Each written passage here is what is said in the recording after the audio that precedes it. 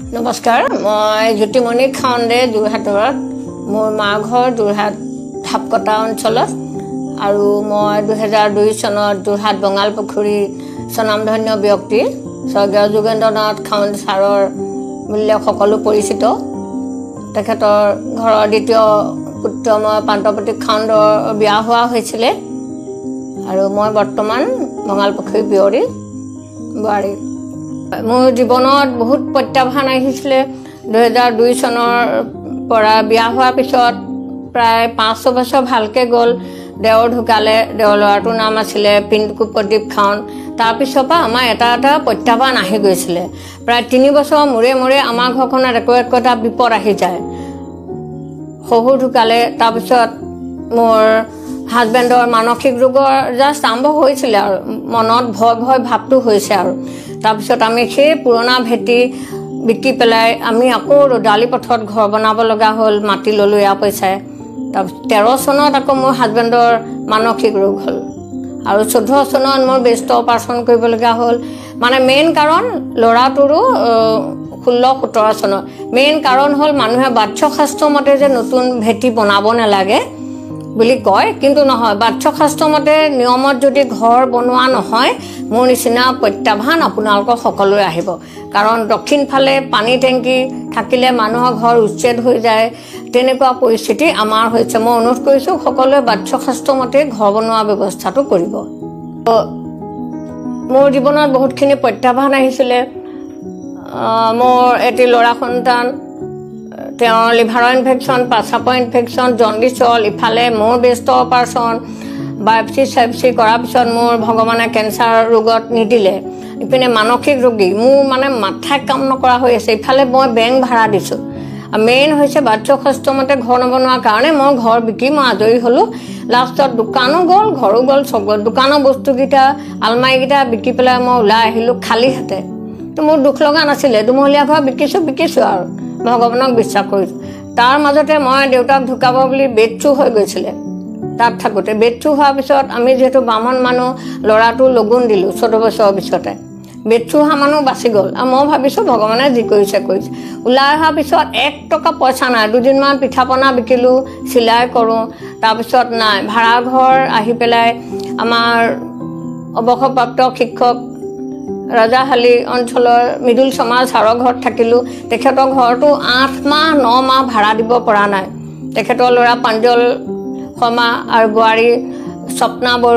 শৰ্মা বৰুৱা তেখেতৰ আমাক সম্পূৰ্ণ সহযোগ কৰিছে মানে মানুহে যে কয় শিক্ষকৰ পৰিয়ালত আমি আহি শিক্ষকৰ ঘৰত থাকিলোঁ স্বৰ্গীয় মৃদুল শৰ্মা ছাৰ এতিয়া ঢুকালে তাৰপিছত মই কি কৰিলোঁ সেই সময়ত ভাড়াও দিব পৰা নাই খাবলৈও লাগে কি কৰিম মই NGOত কাম কৰিবলৈ গুচি গ'লোঁ 3টা পৰিয়ালত তৰাজনৰ এটা NGOৰ পৰা মই থকাকৈ গৈছোঁ 8,000 টকাৰ কাৰণে তাৰ মাজতে মই যোৰহাটৰ ইণ্ডিয়া লজত নাম শুনিছে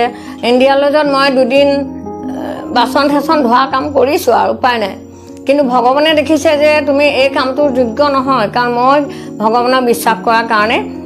মই আজি এই অৱস্থা তাৰ মাজতে মোৰ ল'ৰাটো একচুৱেলি ছিনিয়ৰ ছেকেণ্ডেৰীত নাম লগাই দিলোঁ যিখন আমাৰ যোৰহাটৰ মানে নাম জ্বলা ছিনিয়ৰ ছেকেণ্ডেৰী কলেজ কিন্তু ল'ৰাটো লগালোহে ফাৰ্ষ্ট ইয়েৰ পৰা ছেকেণ্ড ইয়েৰলৈ মই এডমিট আনিবলৈ মোৰ পইচা নাই ছেকেণ্ড ইয়েৰত এডমিশ্যন ল'লোঁ পইচা দিয়া নাই তাৰপিছত কি কৰিলোঁ ফেচবুকৰ জৰিয়তে মই ফ্লিপকাৰ্টৰ ডেলিভাৰী লগালোঁ তাৰ আগতে মই শশাংকক আমাৰ 10 কোম্পানীৰ এখন দোকানত লগালোঁ গড়ালি ডিভাইন বুলি এখন ডাঙৰ হোটেল তাত এদিন গৈছে সি আলু বাকলি গুচাইছে দুখ লগা কথা কিন্তু মই চকু পানী ওলোৱা নাই কাৰণ যি কৰিছে ভগৱানে ভালেই কৰে বুলি হোটেলত এদিন গ'ল কাৰণ নাৰাখে ন 18 বছৰ হোৱা নাই ল'ৰাটো তাৰপিছত আহি আমাৰ ডেলিভাৰী কাম কৰিলে ডেলিভাৰী কাম কৰাৰ মাজতে আমাৰ পোহৰ লাইভ চেনেলৰ স্বত্বাধিকাৰী সম্পাদক অমৰ বৰুৱা ছাৰক পালোঁ অমৰ বৰুৱা ছাৰে ক'লে বাইদেউ আপোনাৰ ল'ৰাটো এনেকৈ মানে বেলেগৰ কথা সুধিছিলে ফটো জাৰ্নেলিজিমৰ কাৰণে ল'ৰা এটা দিব নেকি মই বোলো আমাৰ ই পাৰিব নহয় ই কিন্তু শিকা নাই অমৰ দাই ক'লে ই যদি পাৰে ভাল কথা মই বোলো ই পাৰে কাৰণ মনে ই কিন্তু শিকি আছে মানে লোকৰ মোবাইলটো লৈ অমৰ দাৰ লগত গৈ মই অমৰ বৰুৱা ছাৰক ধন্যবাদ জনাইছোঁ কাৰণ মই এনেকুৱা ঠাইত ল'ৰা জেগাই দিছিলোঁ য'ত মানে উচ্ছৃংখল নহয় মানে ল'ৰাটো সুনাগৰিক হ'ব পাৰে তাৰ মাজতেতো অমৰ দাৰ লগত যাওঁতে এদিন এক্সিডেণ্ট হৈছে সেই সময়ত অমৰদায়ে সম্পূৰ্ণ ট্ৰিটমেণ্ট খৰচ লৈছে কাৰণ মোৰ হাতত 100 টকাও নাই মানে ভাষা নাই তাৰ মাজতে পৰীক্ষাও দিলোঁ একচুৱেলি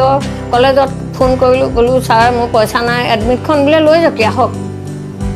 তাৰ মাজতে এই অকণ 2-3টা প্ৰগ্ৰেমত গান শিকাইছে গান প্ৰগ্ৰেম কৰিছে গানৰ কথালৈ গ'লোঁ মোৰ এতিয়া শশাংকৰ দেউতাক মানসিক ৰোগী তেজপুৰত এমাহ 22 দিন থৈছোঁ মই যোৰহাট লিচুবাৰী থানাৰ আৰু SI ছাৰ উত্তম বৰুৱা ছাৰৰ সহযোগত এমাহ 22 দিন তাত থলোঁ তাৰ মাজতে মই প্ৰীতম দেৱ যোৰহাটৰ আমাৰ স্বনামধন্য শিল্পী প্ৰীতম দেৱ সহযোগত মই ঘৰলৈ এটা হাৰমনিয়াম আনিছোঁ ছেকেণ্ড হেণ্ড হাৰমনিয়াম বজাই মই গান শিকালোঁ কিন্তু মানুহে কয় যে এজনী পাগল হ'ল পাগলীয়ে বোলে তেল ফাটিছে গান শিকাইছে কিন্তু যি কয় কৈ থাকক কাৰণ মানুহজনক ঠিক কৰিবলৈ গৈছোঁ ল'ৰা গান শিকালোঁ এতিয়া বিভিন্ন অকণমান সহযোগত ৰাইজৰ সহযোগত এইখিনি আগবাঢ়িছে আৰু মই এতিয়া কওঁ আপোনালোকৰ প্ৰত্যাহ্বান আহিলে পিছলৈ নাযাব ইমানখিনি মোৰ জীৱনত প্ৰত্যাহ্বান আহিছে মই চকু পানী নুটুকো হাঁহি থাকোঁ কাৰণ মই ভগৱানক কওঁ কিমান পৰীক্ষা কৰিবা মই ভাবোঁ যে আমি যে স্কুল কলেজত পৰীক্ষা দিওঁ মই জীৱনৰ পৰীক্ষা কাৰণ আমাৰ জীৱনটো এটা নাটক ভাওনা মই যেনিবা ভাওনা কৰিছোঁ ভাৱৰীয়া তাৰ মাজতে আমি কি কৰিব লাগিব মেডিটেশ্যনটো কিন্তু ডাঙৰ কথা সকলোৱে কয় মানুহজনী হাঁহি মাতি কেনেকৈ আছে ইমান ঘৰ দুৱাৰ বিকিলে লাখ টকাতে পইচা আছে সেইকাৰণে এনেকৈ চাগে মই কিন্তু ফূৰ্তিতে থাকোঁ কাৰণ মই ৰেকি মেডিটেশ্যন কৰোঁ মই 21 বাৰ কৰিছোঁ এগৰাকী বাইদেউক নতুনকৈ পাইছোঁ 21 বাৰ আৰু ৰেকিয়ে মোক মানসিক কিন্তু দুৰ্বলতা নাইকিয়া কৰি সবল কৰি দিছে এইখিনি প্ৰত্যাহ্বানৰ মাজতো মই কৈছোঁ যে ভগৱানে পৰীক্ষা কৰে কিন্তু আমি জানো যে ভগৱানে কেতিয়া হাঁহে বুলি কয় যে সেই হাঁহিব সময়ত মই এঘৰ NGOত কাম কৰি আছিলোঁ বাহনা কলেজৰ ওচৰত তৰাজান NGOটোৰ পৰা কাম কৰি আছোঁ কাম মানে এগৰাকী বৃদ্ধক মই পৰিচৰ্যা কৰিছোঁ তাৰ মাজতে মইতো মোবাইল চাই থাকোঁ তাত একো কাম নাই মই ভাতকেইটা বনাব লাগে বাইদেউক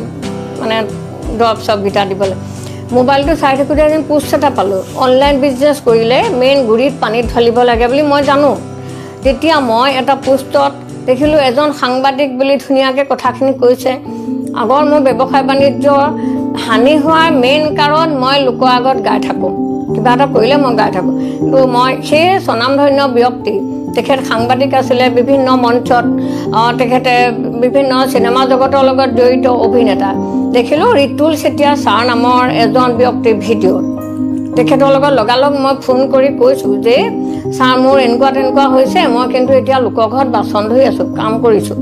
আৰু তেতিয়া তেখেতে ক'লে যে আপুনি বাইদেউ একো চিন্তা নকৰিব মই এটা আপোনাক মেডিটেশ্যনৰ ভিডিঅ' দিছোঁ আপুনি আজি চাবচোন